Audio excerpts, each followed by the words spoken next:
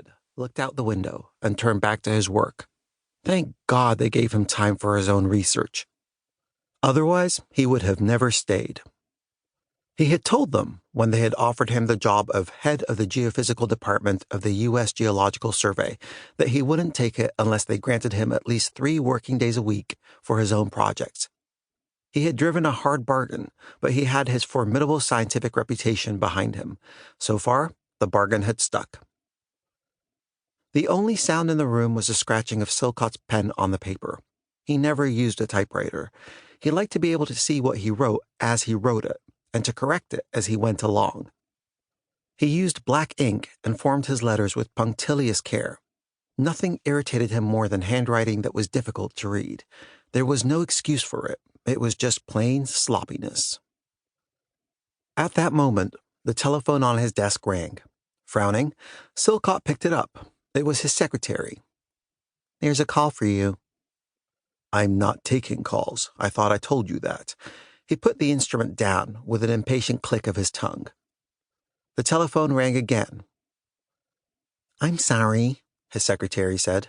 "It's Ed Mobley at the Laboratory for Meteorology and Earth Sciences at Goddard, and he says it's urgent." With a sigh, Silcott once more picked up the phone. One hand cradled the receiver, the other pulled rhythmically at his beard. He was relaxed now. Ed Mobley was a good friend. "Hello, Ed." "Wilbur," said Mobley, "I know you hate to be interrupted, but forget it.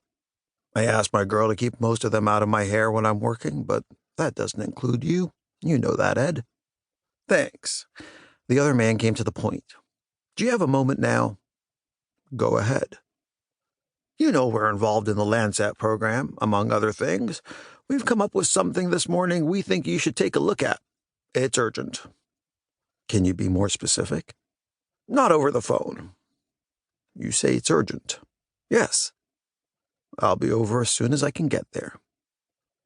Half an hour later, Silcott pulled up to the main gate at Goddard. The guard was evidently expecting him. "Dr. Silcott, Dr. Mobley's in Building 6. A dark-haired, rather untidy man of medium height was waiting for him at the door. He held out his hand. "Hi, Wilbur. Good of you to come. Of course, we've got competent geologists on the staff here, but this looked like it could be something special. We'd rather have the survey people in on it from the start." "I'm glad I could be of any help I can, Ed. Tell me what's up." Mobley paused before replying. "That's the problem. We can't really make it out. Come on, I'll show you what I mean." They walked along the corridor to the Data Interpretation Center. Just before the main room, they turned off into another, smaller room. Like the main room, it was equipped with desks and display screens. "This is where we view any sensitive material," Mobley explained. He flicked a switch. Outside in the corridor, a red light and a sign that said, "No entry, viewing in progress," was illuminated.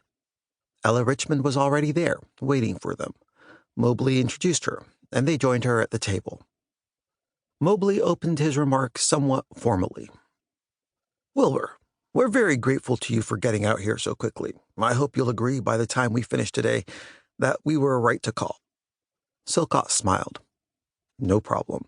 That's what I'm here for." For the next few minutes, Mobley described the Landsat system and, in particular, the spacecraft's remote sensing capability. "The sensors," he said, "observe approximately 6.5 million square kilometers of the Earth's surface every day. These daily observations are converted into about 1,350 images at the data processing facility here at Goddard Space Flight Center. The satellite is in a near-polar orbit and makes 14 daylight passes each day. Due to this orbit, Landsat overflies every point of the Earth's surface at least once every 18 days.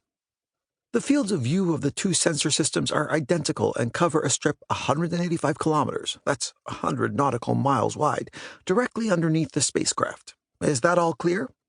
Silcott nodded. Mobley might look like a hippie, he thought, but there was obviously nothing wrong with his mind. "Good." Mobley turned to the dark-haired woman beside him who had been waiting for him to finish. "Ella, would you care to take it from here?" Richmond pushed her hair back from her forehead and looked at the two men. "Dr. Mobley has already mentioned," she began, "that the satellite sensors are working along orbital strips 100 nautical miles wide.